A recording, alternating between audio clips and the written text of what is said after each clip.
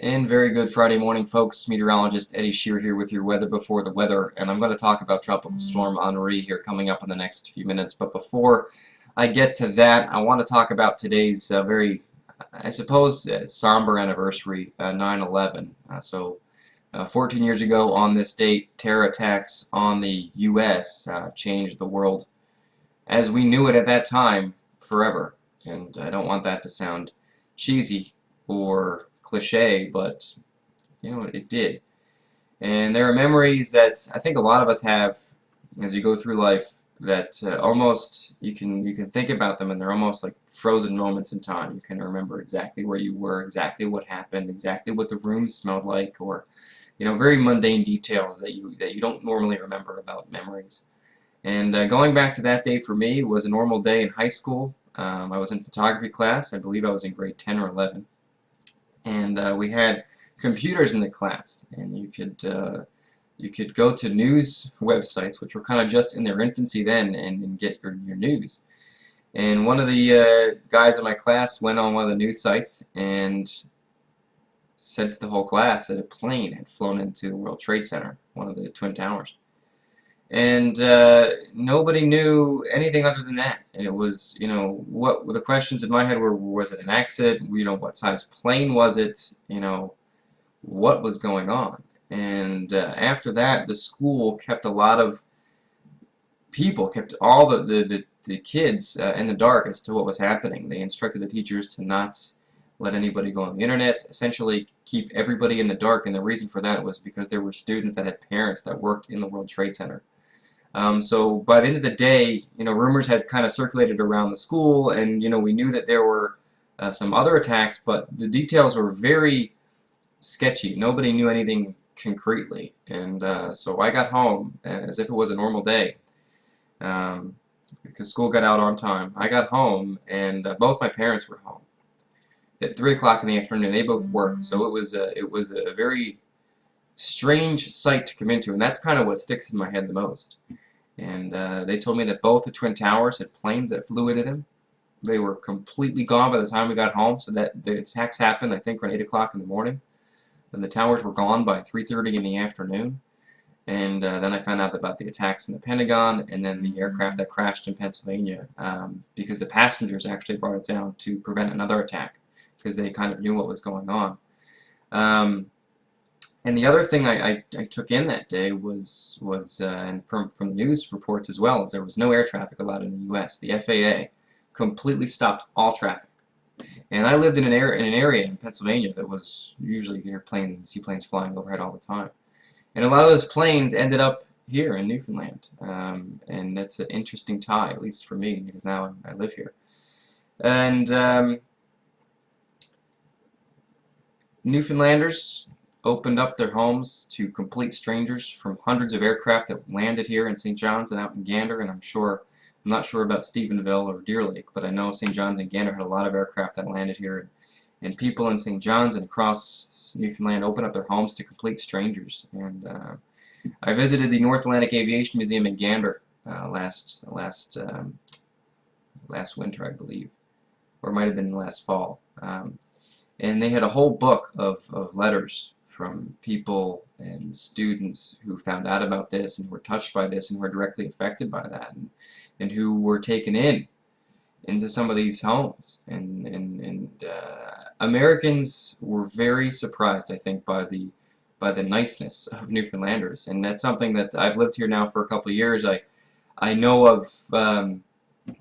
It's the culture here. People are generally just very nice, and that's Americans are nice, but they're not as nice as Newfoundlanders are. So I think it took a lot of people by shock, almost culture shock. But a lot of people are grateful for that, and it certainly was an amazing display of hospitality.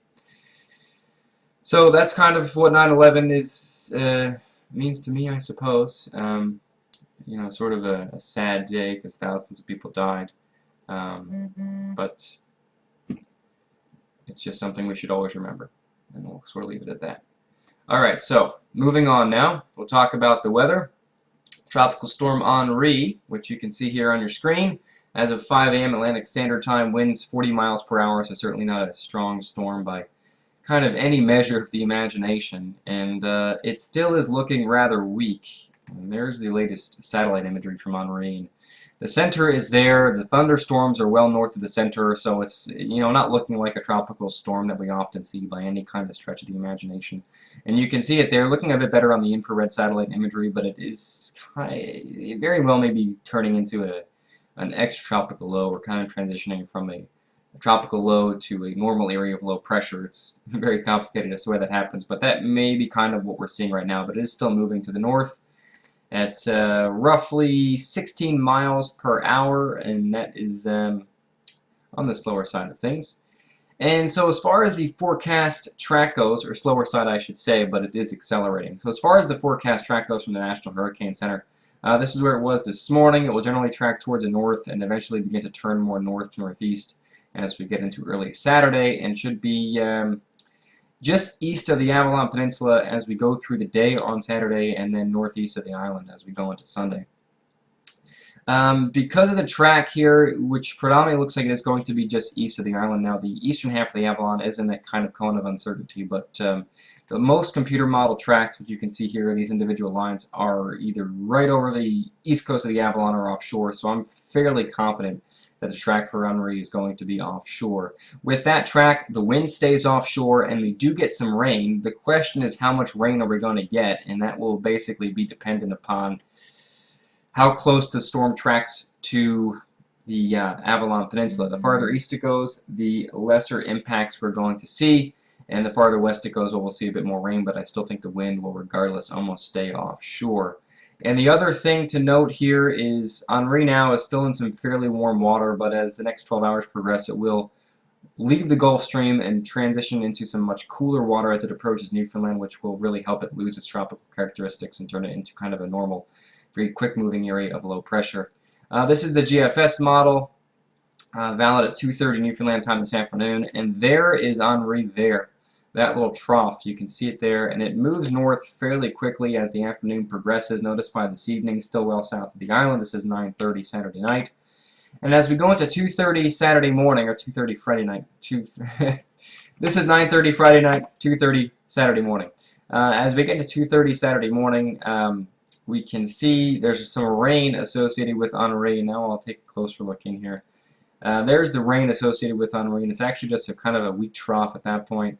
And as we go into Saturday morning now, this is 9:30 in the morning, there's the heavy rain with the remnants of the tropical storm, or the tropical storm or tropical depression at that time. And most of that looks like it is going to pass just east of the Avalon Peninsula. Now there is a low that's over the Maritimes now that's going to bring some fairly heavy rainfall tomorrow to central and western Newfoundland. But that's not related to Henri. Henri passes, looks like east of the Avalon tomorrow. And then it's pretty much done by tomorrow night. It's well offshore by then. That low is now bringing showers and rain too much of Newfoundland, but that's a separate low. So we are going to see some rain across the island tomorrow, but it may not be from Henri. Henri's rain will mainly be found east of the Avalon Peninsula or over the Avalon. As far as the wind speeds go, some strong gusts tomorrow move to the east of the low center with that. Looks like around 40-45 knots. It could affect certainly the oil operations offshore, but it's nothing they haven't dealt with before. I don't imagine it's going to be a very big deal out there. We've seen much stronger winter storms, so certainly keep that in mind.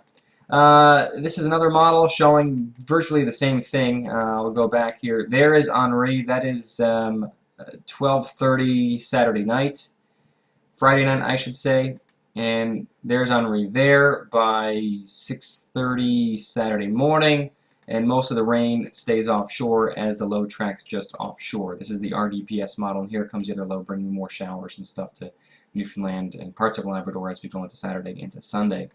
Rainfall amounts could be 10-20 millimeters, could be 40 millimeters if we see a farther west track, but this model, just like the GFS, keeps most of the rain offshore in the 30 to 50 millimeter range. So a farther west track could shift some of that onshore, so something to sort of keep an eye out on as we go into tonight and tomorrow. But either way, at the end of the day, it looks like Henri is not going to be a big deal for the island, but we are going to see some rain regardless from another low Friday night and Saturday across most of Newfoundland and parts of Labrador.